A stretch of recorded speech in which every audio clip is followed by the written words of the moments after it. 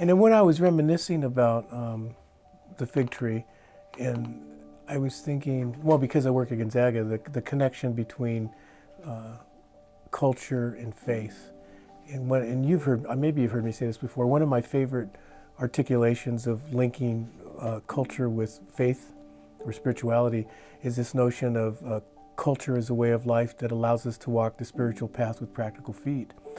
And when I was thinking about the image of the fig tree, the actual tree, your logo, is really cool because I've often thought about the analogy or the relationship that faith is the taproot, is the root of the tree, immersed in the soil of many cultures. So the soil represents cultures, the taproot is faith, and the tree, and what bears fruit above, is justice. And what I think the fig tree does is I saw this image of rain, or what is the conditions or the environment on the surface, is dialogue and discourse, conversation. So the conversation between faith, culture, and justice is what I think, that's what the fig tree is all about. It's a beautiful flow of what's in the hearts and minds of people in community that's in the context of many cultures, even if it's predominantly white, because there's so many different social identities now. And then how we talk about that through our faith traditions.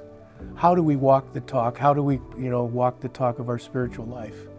Through the engagement of the cultural experience. And so I know that the fig tree is one of the few, if probably the sole means, instruments, and ways that the Spokane community in the greater Spokane area can do that, does that. You create the fig tree creates the conditions to inspire and sustain the conversation across difference and with difference. That I think raises the spiritual IQ of a community to be more compassionate, more caring, and more loving, which I think is the essence of any faith tradition, Christian or non-Christian, whatever and however we relate to the transcendent. The power of story, period, in the doing of the narrative is the beautiful melodic dance between the intelligence of the heart, the spirit, and the mind and the body. It's an integrative weaving and braiding process that allows the gestalt, the synthesis of what people experience through their minds, through their hearts, through their bodies, and ultimately through the human spirit. So congratulations for 35 years. The longevity speaks volumes about the value of what the fig tree does for the Spokane community. There's not very many things that I know of. I've lived in Spokane for 45 years. I came as a young man, and I've grown up with the fig tree. In fact, actually, I was 30 years old when the fig tree first started, and now I'm 65, going on 66.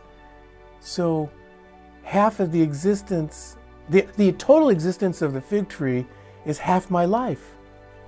I never thought about it that way. So anyway, congratulations for being who you are in this community for 35 rounds around the great surround, around the sun. That's amazing. It really is. 35 years. Wow. And the world has changed a lot in 35 years. So congratulations for 35 years of adaptive responses to the changing external environments, be it political, cultural, social, able to endure and ride that wave and tide of change. Incredible.